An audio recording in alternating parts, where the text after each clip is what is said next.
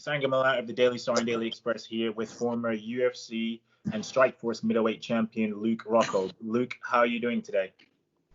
I'm doing well. Just trying to make the most of the quarantine.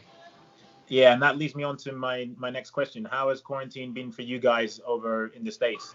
I'm not too sure where you are at this moment in time. Are you in LA or whereabouts are you based? I'm here in Los Angeles. Yes. I'm good. You know, it's I had surgery not too long ago, so it's just been a time for I can try to stay contained and heal up and do the best I can. I can't really do too much working out right now, so just trying to relax and stay somewhat productive here. And are you quarantining with friends or family, or are you just in isolation by yourself? Couple friends. We brought in friends in, and I have a friend that I live with here. So between the three of us, we've been able to mix it up. You know, I think that's three's good. Two's trouble, and the quarantine. Three's good. Good dynamic. Can break it up. Actually, I found three was a bit much. My best friend was actually living with me for ended up 2 months, and it ended up being a strain on my girlfriend and on ourselves. So I think we're happy with two right now. But nice. Anyway, good dynamic. Everyone holds their own over here. Pardon? I said everyone holds their own over here. It's everyone's we all work in different departments, but yet we all work together too. So it's good. That's good. So we're here to talk about your new project, Cage Fighters Worlds Collide. First of all, how did this project fall into your lap, and has acting been something that you've thought about doing for a long time? I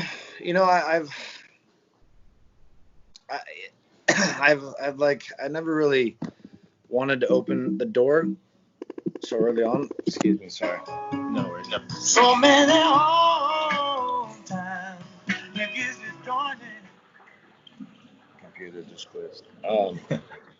Yeah, I mean, I thought about it, but knowing I was going to take some time off from fighting, it was a good way to stay busy and to kind of keep myself entertained and productive. So, I'm just entertaining it, trying it out, and it's fun. It's not acting is acting. It's not real life. For me, it's like that's always been my thing is doing something that really kind of gives you passion and gives you some level of fulfillment that's real.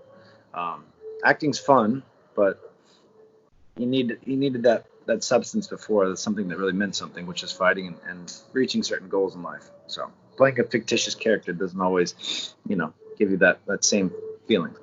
No, I can imagine so. And was this something that you auditioned for, or was it just the project forwarded onto you? I have representation, so they've thrown things on my plate, and this a lot I just I don't acknowledge, but this one sounded quite interesting, especially as a first gig coming into like a fighting movie. It seemed very fitting and easy and comfortable.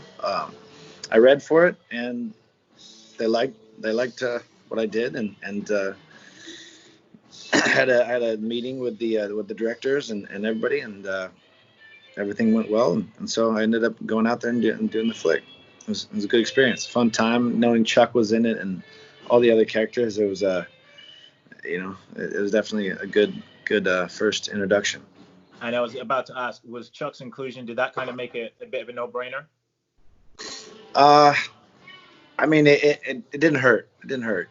Chuck's always been there for me from the beginning of fighting, and so it's cool to get in there with him and mix it up. And without giving away too much, because obviously the film comes out, I do believe, next Friday. What is the synopsis of the film, and what is your character's role? I do believe you play a character called Tommy Gunn. Yeah, Tony Gunn is my character. Tony Gunn, sorry. Tony Gunn, I think it's fighter. Yeah, it's fairly self-explanatory. Worlds collide, cage fighters. So you have the professional wrestler coming in to play. Coming in to test his sword in the octagon and the fighting thing, and coming on and taking on one of the great champions of the sport. A little back and forth tussle and a couple couple fights within that realm, and you have a good story. You know, I'm not sure exactly what I can release exactly, but it's a good storyline. You know, Tony Gunn comes in. I'm a coach. I'm one of his coaches that comes into play at some point along his path, and for better for worse, I think he gets something out of it. So I'm not gonna say I'm the nicest guy, but you know, Tony Gunn's got a nice ring to it, right? You can kind of get a vision of what a character like that would be. So yeah, I feel like I did all right. I'm interested to see how it all unfolds. And how much did it feel like you were acting when you were playing the coach? Because obviously you've had two great coaches in your career, in Javier Mendez and Henry Hooft. Were you throwing out any pointers that they give you, or?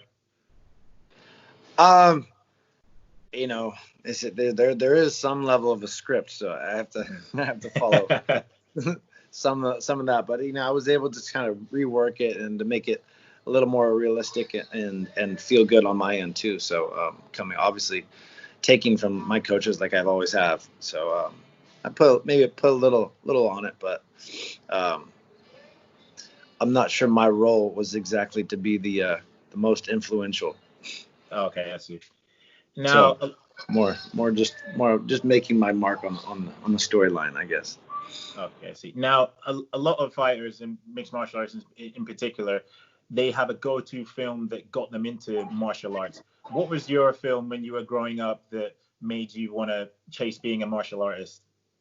Bloodsport. Bloodsport, yeah. Bloodsport was was definitely the one that pushed me over the edge. I mean, of course, I got involved in some of the old Bruce Lee and Chuck Norris, all those, but Jean-Claude was my guy for sure. I mean, that Bloodsport was everything for me. Yeah, especially when he's got the stuff in his eyes and he's doing the whole thing like that. It's pretty cool. It's in my top 3 of martial arts film. Yeah. What's your favorite Jean-Claude Van Damme film? Whilst we're on the topic. That's Bloodsport for sure. Bloodsport, yeah. Yeah. That's why I learned how to kick, do the splits. Yeah. It was just a classic film, you know, and you always wanted to be that guy kind of righting the wrongs of people. So that was how I grew up, and that was the mindset behind my journey in martial arts. And you touched on it at the start of the interview there that you said that you had surgery. What was the injury? What was the surgery on? Sorry. It was on my labrum, my rotator cuff, my right shoulder. It was getting worse and worse in training camp, and I tried to just battle through it, but the little tear just kind of kept exceeding, and so I had a cortisone shot before the fight, try to cover it up, but and a series of stem cell shots, but nothing really took, and it never repaired, so I finally had to bite the bullet and get it done. And also, whilst we're on the topic of injuries, how is your left shin? Is that totally grafted over? Is that totally fine now? I mean, it's as good as it's gonna get. It's still susceptible, I would say. Of course, I mean, just it's weakened position. You know, it's in the main contact point of where your shin makes contact in any real kick. So, I mean, there would be some level of a worry about it, but since last year, since the fight, it's definitely come a long ways. You know, it's been able to kind of get those layers of a derma kind of sealed up a bit. But beforehand, it was definitely, I was you know, it was worried. It was a worrisome area for sure, and that's why I covered it up for the fight and I didn't want that to open up, because if that were to open up again, it'd be very dangerous to try to getting it closed and, you know, having to maybe relate to a graft and different things to cover it, which is not exactly what I'm trying to do. No, that's very true. Now, you touched on it there. It's almost been a year. It'll be a year in the summer that we last saw you fighting. Mm-hmm. Is there a status or an update that you can give on your fighting career? Are you still keen to fight at this moment in time? I'm not happy with my last couple outings, of course. And I think that there's a lot of weight issues going back and forth and cutting too much weight and hurting myself in the UL fight. And then just, I'd say not stylizing my fight right, going up in weight and trying to muscle things around, and I kind of screwed myself in the last fight, trying to push and direct myself too hard for takedowns, and then getting the blood in your arms, and having that deadness, coming into the stand up and just getting caught, and so it's just, I gotta just get comfortable, get in the gym, but the time away is definitely, it's been nice. I've never really like stepped away from, I've had layoffs in inside the octagon, but I've always been in the gym and always been working and doing this and that. So it's been nice in the last 15 years to really kind of just get away, and just let the body heal up, all in all. So tuning the body in, and I definitely have a little bit of fire in me still, and it's just whether where I want to direct it and how things politically work out too with everything. So it takes a lot to go step back in there. Now, it seems that you are pretty dead set on returning to the cage. Is there anyone in particular that you're eyeing up at this moment in time?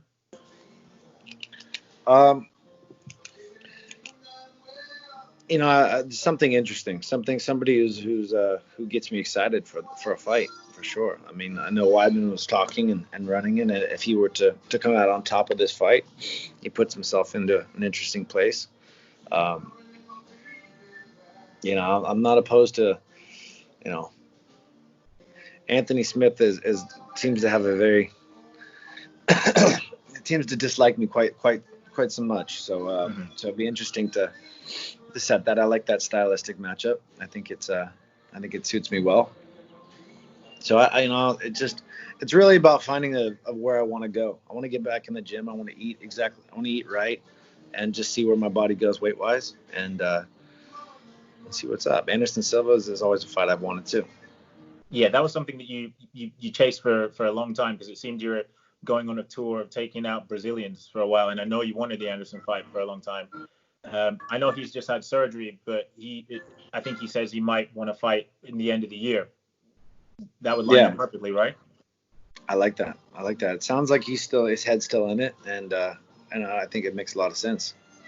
Mm-hmm. Now, I know you say that you're keen to return to the octagon already, but given the accolades you've already received in your career, I mean, you've Strikeforce middleweight champion, UFC middleweight champion. What left do you feel that you have to prove? I just there's certain fights I want, and I don't like the way I've ended things as of late, and I know I can do better than that, and so I like to just go prove this to myself. And one question I've wanted to ask you, and indeed everyone at AKA Javier Mendez has churned out champion after champion, yourself included, Daniel Cormier, Khabib Nurmagomedov. What do you attribute Javier's success to, and the success of the gym to? It's the mentality that Hav and not just him, but Bob Cook has been a big part of that recipe too, is just like bringing that mentality of the gym of just a hard work ethic, and no, everyone helps each other. It's a family atmosphere too. There's not a lot of poisonous people we allow in, and so we've always been able to have that conversation after practice and really kind of see what everyone's on the same page with. It's always been the interesting thing is having our little after practice meetings and seeing, what what the good and the bad is of the day,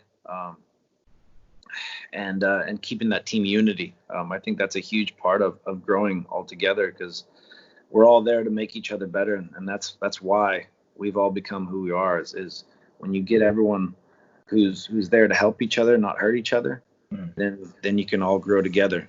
All push each other to that limit. I mean, it's like a brotherly mentality where you're gonna go after your brothers like no one else, but at the same time there's no ill will behind it.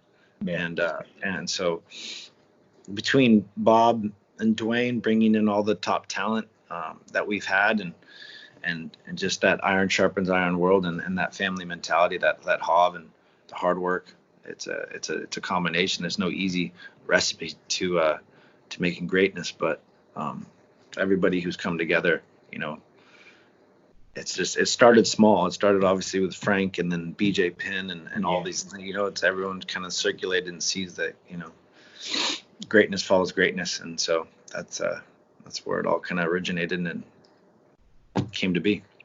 Okay. And a final question from me. I've taken too much of your time this morning.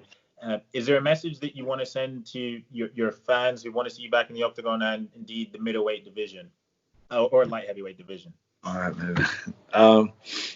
Just stay tuned. I'm getting healthy, and then once my body's healthy and allow me, I'll be in full effect and on a path to getting back in this cage and doing what I need to do, doing what I do best. All right, Luke, thank you very much for the time today. I really do appreciate it. Congratulations on the inaugural movie role, and stay safe. You too. Take care.